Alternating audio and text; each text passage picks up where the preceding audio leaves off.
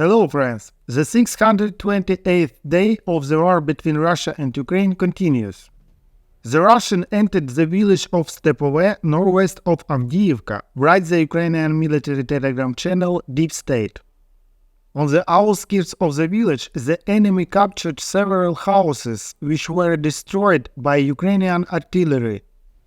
Deep State expects the Russian units will be able to enter Stepove more than once given to current dynamics of the fighting.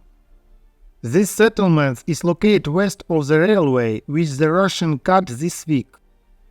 Stepove plays an important role in controlling this road, as well as in terms of approaching other supply routes for the Avdiivka garrison of the Ukrainian armed forces in Berdychi and Orlivka. The Russians confirm the fighting on the outskirts of Stepove and write the attempts to gain a foothold there continue. At the same time, the enemy constantly continues to climb out of Krasnohorivka, now towards Novokalynove, then Stepove, then Avdiivka cockplant, then Ocheretyne. This tactic is possible when you don't mind the infantry of the offensive, and it will bear fruit when it simply finds a weak spot in the defense. This is what the militants of the Wagner PMC did in Bakhmut. Near Vodiane, the Russians are trying to improve the tactical position above the quarry. Defenders in Pervomaiske are suffering from enemy FPV drones. Reinforcements in the form of enemy drone operators have arrived at the site.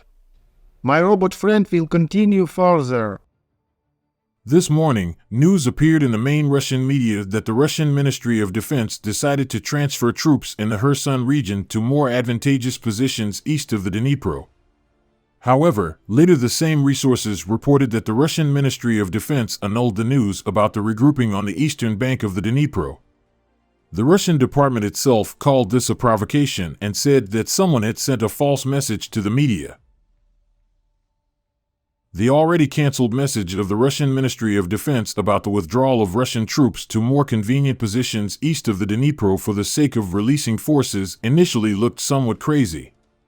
There are no positions that are more advantageous than defense along the banks of the Dnipro River, which in itself is a natural and very difficult barrier to an offensive on the eastern bank in the Kherson region.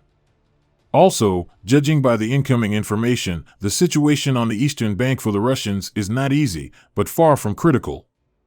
To date, the Ukrainian armed forces have been able to create, according to various sources, only 2 or 3 small bridgeheads, which are difficult to expand due to obvious problems with supply across the Dnipro. The most fierce fighting is taking place in the village of Krynky, where Ukrainian units landed in mid-October. The Ukrainian armed forces are now trying to expand the bridgehead, and the Russians are trying to block it and liquidate it.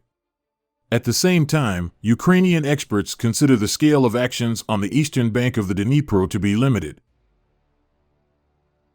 Ukrainian military analyst Mashevets said that the Russian command in this area is holding back the Ukrainian army units with relatively small forces, concentrating large formations in reserve. Obviously, the enemy command has so far refused to commit the main forces of the 70th Motorized Rifle Division, as well as the 7th Airborne Division, into battle at the first position of their main defense line, along the Oleshky's Novokalynove coastal road, the analyst said. He also assumes that the Russians will in the near future actively blockade Krynky and try to cut off the logistics of the Ukrainian armed forces through the Dnipro. In turn, the Deep State Telegram channel wrote in its latest report that the enemy is trying to squeeze our advanced units out of the forest. This is confirmed today by Western experts, recording the loss of a significant part of the forest. That is, in general, there is little to indicate that the Russians are planning to retreat. At the same time, a political component can be traced around the fighting on the eastern shore of the Kherson region. The Ukrainian command comments very sparingly on the battles here.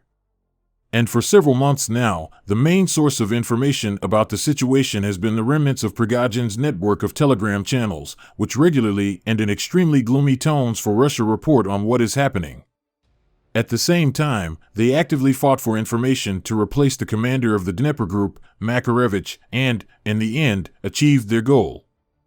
Makarevich was fired, and in his place was appointed the commander of the airborne forces, General Teplinsky, who, along with Surovikin, since last year was considered one of the leaders within the army opposition to Shoigu and Gerasimov.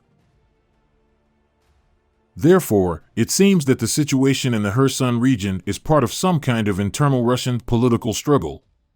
The same struggle that led to Prigozhin's rebellion. At least now the situation there is being heated up by the same resources that at one time prepared and supported the rebellion. Last year, Surovikin decided to withdraw Russian troops from the western bank of the Dnipro, which contributed to growing disappointment in the actions of the Russian military political leadership. And, using these sentiments, Prigozhin soon began to prepare a rebellion. Therefore, even now the political component, it is possible, may play a role in the events on the eastern bank even to a greater extent than the military component. And the appearance of fake reports about the regrouping is an indicator that the same forces that previously relied, as it turned out, unsuccessfully, on Prigozhin's rebellion for the sake of a radical change in the situation inside Russia may try to use this moment. Friends, please support my channel if you like the video I provide, because making video is my full-time job. Thank you very much and see you in the next video.